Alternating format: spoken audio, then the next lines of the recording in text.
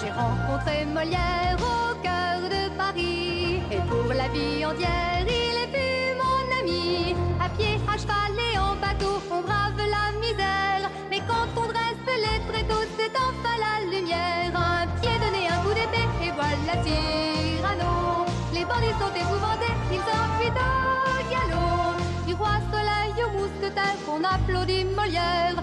Bravo, bravissimo, Molièrissimo. Approchez, approchez, nous allons vous conter du début à la fin l'histoire d'un baladin qui a fait le succès du théâtre français. Je m'appelle Quentin, le petit magicien. J'ai rencontré Molière et ses baladins.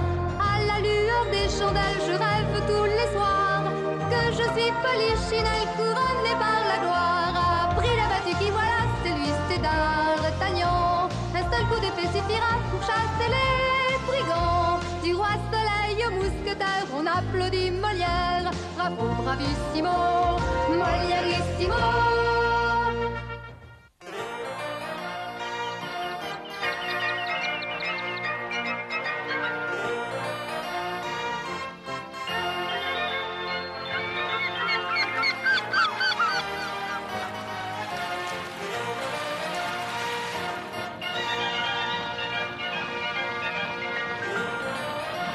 Ça y est, le voilà.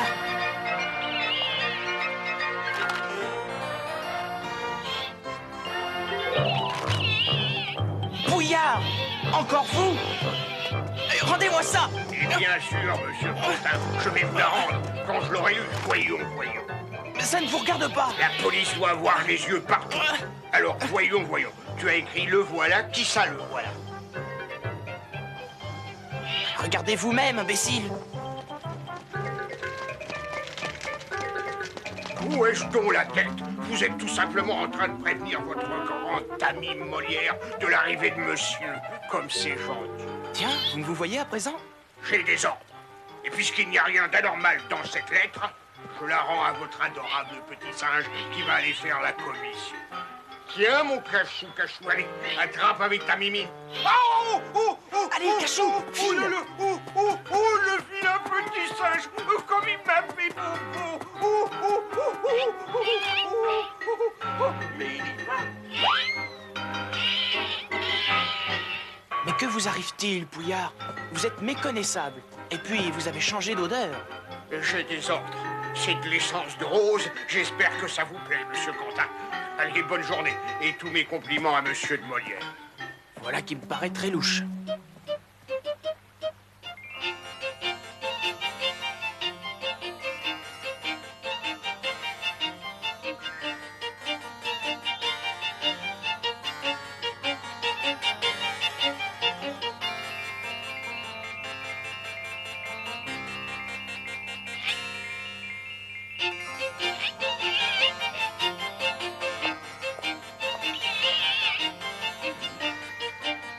Et là, toi pas si vite. Apporte-moi cette lettre. Allons. Ah, tu te crois malin. Ah, je vais... Je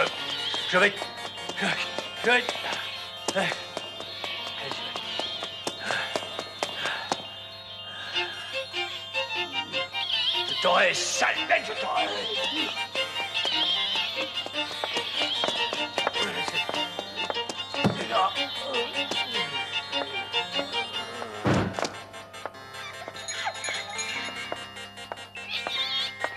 Eh bien, le chassieux, que me vaut l'honneur de votre visite? Je dois veiller à la sécurité du cardinal. Et il est vrai que Nicomède est une pièce de théâtre dangereuse. Il y aura des glaives, des lances et de l'assassinat dans l'air. Mais sait-on jamais? Mais non, tout se passera à merveille, croyez-moi. Vous avez d'ailleurs les compliments de Monsieur Marchenoir. Les compliments de Marchenoir. N'oubliez surtout pas de les lui rendre. Avec plaisir, monsieur. Et qu'il les garde. Plus tard, Cachou, plus tard. Vraiment pas le temps de m'amuser.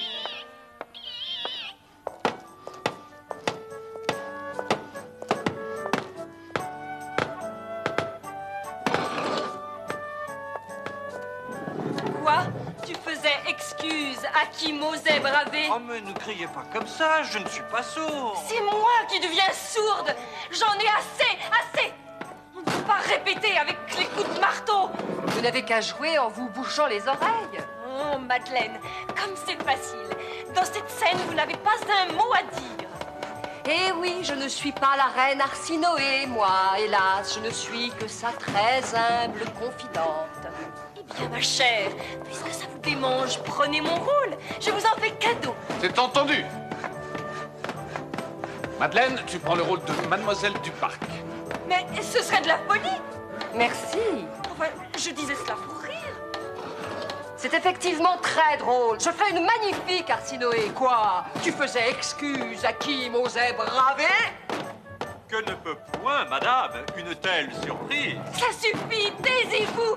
Silence, Madeleine, silence, les marteaux, silence. À la bonne heure. Je vais enfin pouvoir répéter. Oh non, et le singe qui s'en mêle à présent. Ah non! Allez, fiche-moi le camp. Et d'abord, où est Quentin? Le singe n'a rien à faire ici. En ce moment, Quentin guette la possible arrivée de monsieur.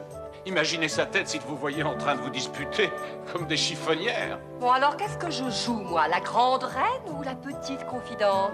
Assez plaisanté. On reprend la scène. Et pendant la répétition, les travaux continuent.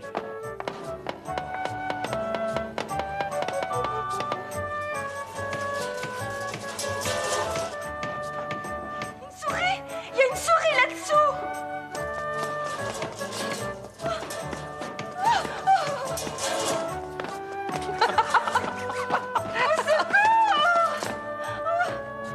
Sûrement une très grosse souris. Cachou. Pour la dernière fois. Ah, le voilà. Voilà qui, mon Dieu, s'agirait-il de... Je me suis permis d'entrer sans me faire annoncer. Oh, Votre Altesse, quelle merveilleuse surprise. En effet, monsieur de Molière. Je suis surpris, car je ne retrouve point ici ce que je sais du texte de Corneille. Un singe sous un casque, une comédienne qui saute sur un fauteuil en criant au secours. Mais de quoi s'agit-il? Mais d'une farce, Votre Altesse. Une petite farce que nous jouions pour nous divertir. Vous divertir, alors que vous jouez demain devant le roi et toute la cour. Que Votre Altesse soit rassurée, demain, je serai Nicomède. C'est un héros digne de Sa Majesté, un cœur pur et généreux. Je connais Nicomède, mais j'ignore si Molière sera le héros du jour et avec lui la troupe à laquelle j'ai eu la bonté de prêter mon nom. Vous savez bien que nous ferons tout pour plaire au roi. Monsieur, si vous aviez le malheur de lui déplaire, je vous conseillerais alors de changer de métier. Avant de vous quitter, j'aimerais en entendre quelques répliques. De Nicomède, Votre Altesse? Non, de cette farce qui m'avait l'air fort drôle, avec Mademoiselle Duparc qui criait au secours. Mais très volontiers. Dans cette pièce, Mademoiselle Duparc est une servante d'auberge. Un peu nigaude et qui a une peur bleue des souris. Et le casque est en vérité une marmite. Allez, on répète, Cachou. En scène.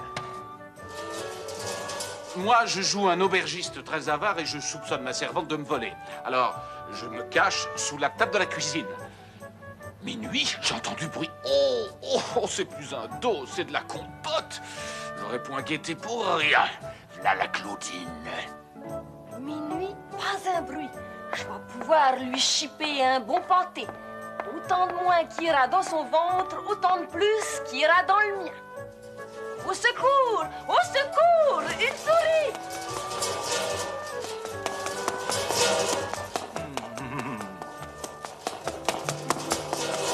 Une souris dans ma cuisine à cette heure? Mais c'est le diable!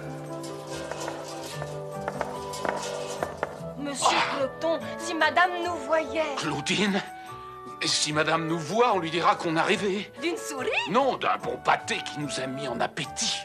Car j'ai grand faim. Tous mes compliments. Voilà qui était fort divertissant. Ah, je suis sûr que le roi se serait bien amusé. Hélas, Nicomède est plus austère. Hélas, Votre Altesse, mais nous n'avons pas le choix. Et non, vous avez en effet le devoir de réussir.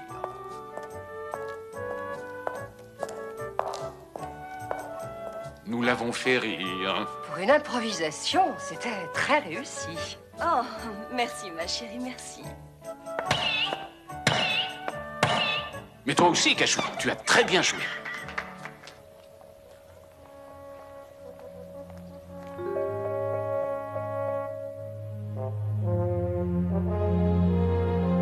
Messieurs, il nous faut à tout prix regagner la confiance du cardinal. Sinon, c'est la disgrâce. J'ai été très gentil avec Quentin. Et moi, j'ai fait toutes sortes de compliments à monsieur de Molière. Imbécile, ça ne suffit pas. On peut pas dire que je chante mauvais. Oh, tu pues la rose, oui, avec ta crasse, c'est encore pire. Mais alors, que faut-il que nous fassions? Être intelligent, ça vous dépasse, hein? Demain, à la fin du spectacle de Molière, le cardinal Mazarin échappera à un attentat. Un attentat? Mais nous ne sommes pas au courant de cet attentat. Mais non, c'est pour cela que je vous ai convoqué. Notre cher ami Quentin en sera responsable et comme il est l'ami du comte de Verville, nous aurons fait d'une bombe 2 coups. Une bombe? Mais comment Quentin acceptera-t-il? Le plus simplement du monde. Nous allons faire une petite répétition. Allez, debout. Bouillard, tu vas faire comme si tu étais le cardinal. Assieds-toi là, à la droite de monsieur. Moi? Mais pourquoi moi? Parce que tu es le plus intelligent, imbécile. Allez, gros lard, assieds-toi, fais ce qu'on te dit. Vous voyez la petite boule qui se trouve au milieu du lustre? Oui. C'est la bombe. Mais je veux d'abord vérifier si la charge de poudre à canon n'est pas trop forte. Car il faut surtout éviter le massacre. Éviter le massacre, hein, ouais. Vous êtes prêts? Prêt à mourir? Sûrement pas. Du calme, votre éminence, du calme. Dieu nous voit et Dieu nous tend les bras, du calme. Le chassieux, à mon signal, tu te précipites sur le cardinal et tu cries « Attention, votre éminence, c'est un attentat !» Allez, vas-y. Attention, votre éminence, un attentat! Malédiction, la charge était trop forte. Bon, parfait, je vais réduire la charge et cette nuit, vous irez porter la bombe.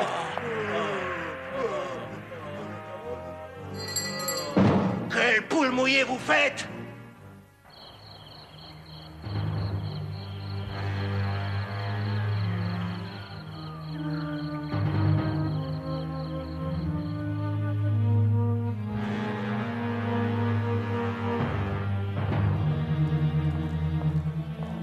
Qui va là? Police du cardinal. Nous allons vérifier si tout est en ordre par ici. Je n'ai rien à signaler. Alors c'est parfait. Pouillard, tu te dépêches? Oh, c'est pas la peine de marcher sur la pointe des pieds, vous ne réveillerez personne, la salle est vide. Après minuit, ne fais pas de bruit. En si bémol, le rossignol.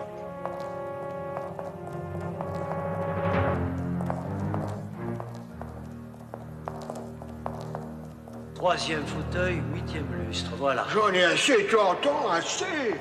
C'est moi qui fais le cardinal, c'est moi qui porte la bombe. Et ça prouve qu'on te fait confiance, voyons. Alors, 1, 2, troisième là, 4, 5, voilà.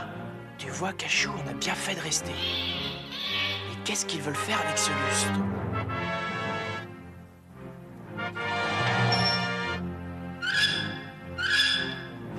Allez, passe-moi donc cette bombe. Étrange, elle ne te grossissait même pas. Mais c'est une bombe! Mais ma parole, ils veulent nous faire passer pour des assassins! Et voilà du beau travail bien fait, ni vu, ni connu. Ni vu ni connu, c'est vous qui le dites.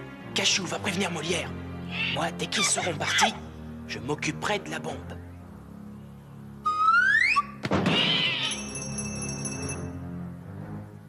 Ah, c'est malin!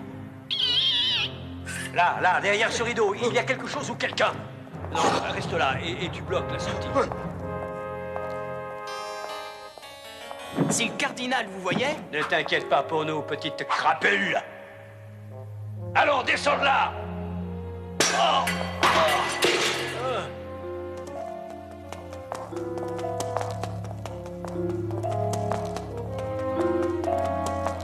Alors, on voulait jouer les petits curieux?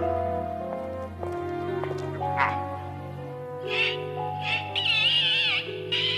Aïe! Oh, oh, oh, oh, oh, Où est-ce qu'il est passé? Sûrement pas loin, il a dû se cacher sous un fauteuil. Très bien, on va le rabattre comme du gibier. Allez, chacun une rangée et on se retrouve au milieu, tu veux? Allez.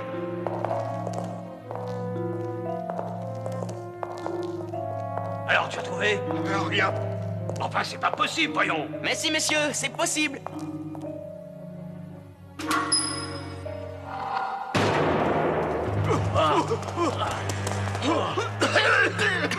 Mais quel est tout ce vacarme? Lustre, mal attaché. Pardon, monsieur. Ces messieurs ont voulu vérifier un lustre qui était un peu lourd. Et toute cette fumée et cette odeur de poudre? Moi, vérifier chandelle, voire beaucoup chandelle. Monsieur dit qu'il n'y a pas de fumée sans feu. Emmenez-les à l'hospice. Ce sont des héros. Je suis sûr qu'ils auront une petite décoration. Décoration.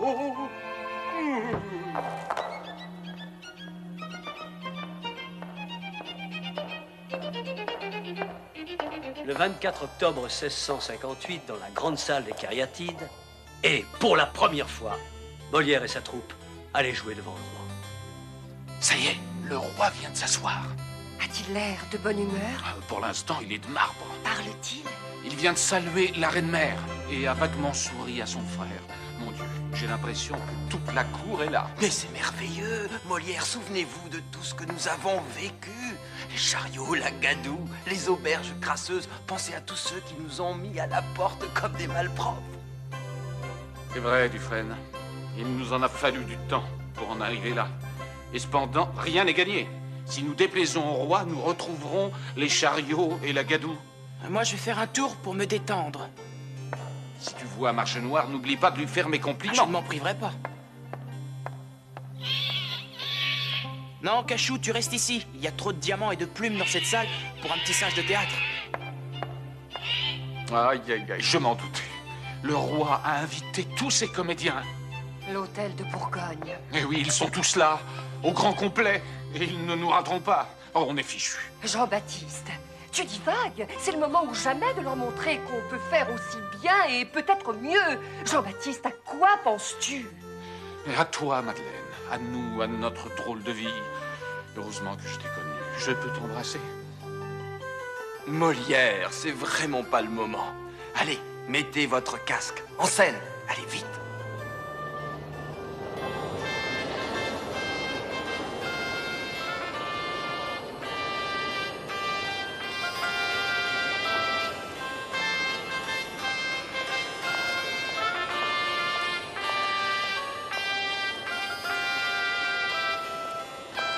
Fiche-moi le camp. Pour la sécurité du cardinal, nous avons dû remplacer un lustre. Fiche-moi le camp ou je te fais arrêter. Mais non, monsieur Marche Noire, si vous m'arrêtiez, le cardinal apprendrait bien des choses sur sa police secrète. Instruisez mieux le prince, votre fils, madame. Et dites-lui de grâce qui je suis. Faute de me connaître, il s'emporte, il s'égare, et ce désordre est mal dans une âme si rare. J'en ai pitié. Seigneur, vous êtes donc ici. Hélas pour nous, il est ici. C'est donc lui, le Molière, dont on nous parle tant. Une vraie catastrophe. Que fait le roi? Il s'ennuie. Effectivement, au deuxième acte, le roi bâilla et monsieur son frère étaient atterrés. La reine-mère faillit s'endormir. Et dans la salle, de tous côtés, on commença à chuchoter et à tousser. Quand le rideau se baissa sur le dernier acte, il y eut quelques applaudissements de politesse. Pour Molière, c'était la fin d'un rêve. Eh bien voilà, c'est fini. Fini la tragédie, oui. Il serait peut-être temps de rire un peu. De rire? Une farce, Jean-Baptiste. Jouons-leur une farce. Plus rien à perdre, tout à gagner. Mais tu as raison. Je dois avant tout remercier très humblement Sa Majesté pour sa généreuse patience. En vous représentant Nicomède, nous étions conscients de copier les vrais originaux qui se trouvent dans cette salle, les inimitables comédiens de l'Hôtel de Bourgogne. S'il croit s'en tirer de cette manière.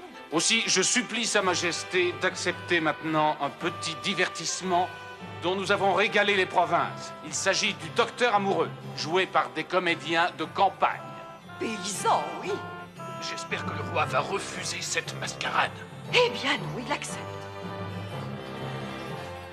Quand le docteur parle, on se demande si c'est du latin ou du bas-breton. Et souvent, celui qui l'écoute l'interrompt à coups de bâton. Carpite nunc, quid sed finis.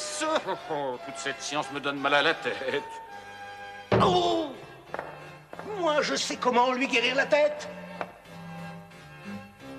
Oh!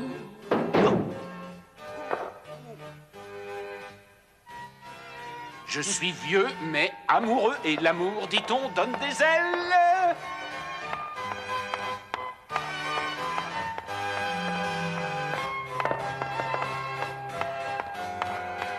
Eh bien, Madame Cadin, c'est donc cela votre docteur? Mais oui, monsieur Cadin, c'est lui. Dès qu'il m'a vu, il m'a trouvé bon teint, dodu et fraîche et tout et tout. Et tout, voyez-moi ça. Cet homme est tombé du ciel, un oiseau, je vous dis. Monsieur Cadin, je vous trouve au plus bas. Ne bougez surtout pas. L'œil est jaune. Et pire que ça, la langue blanche. Blanche, mais je ne l'ai point tirée. Tirez-la. Ah. Quoi? Continuez de faire...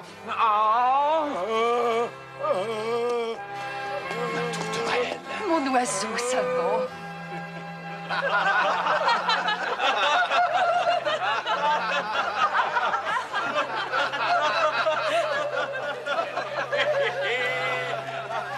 Monsieur Cadin, à voir votre langue si mal pendue, je vous conseille de fermer les yeux.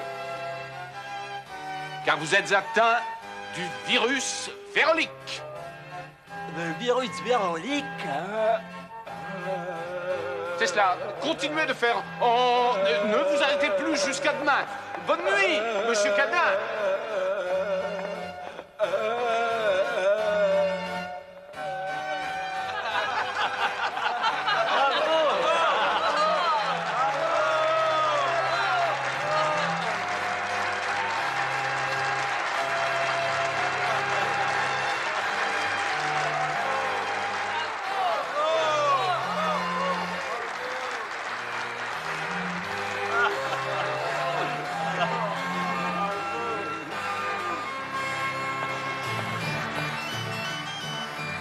Sa Majesté m'a fait demander. Cette petite farce m'a beaucoup diverti et je félicite monsieur mon frère pour son bon goût.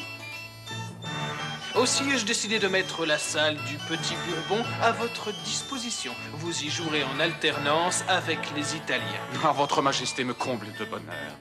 C'est au Petit Bourbon que j'ai tant admiré mon maître Fiorelli, le génial Scaramouche. Scaramouche? Ma si, c'est un ami très cher. Sa Majesté Anne d'Autriche et moi-même avons été les parrains et marraines de son petit garçon. Vous vous souvenez? Quoi? Que dit-il? Le cardinal parle de Scaramouche. Oui, mais lui, c'est quand même pas Scaramouche. Je l'aurais reconnu. Lui, c'est Molière, madame. Et vous vous en souviendrez. Je ferai tout pour cela.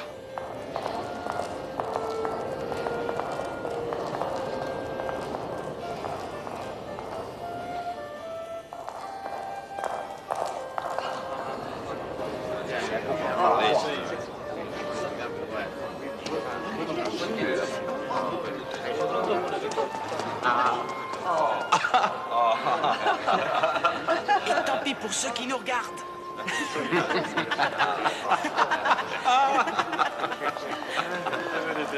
Allez. Merde.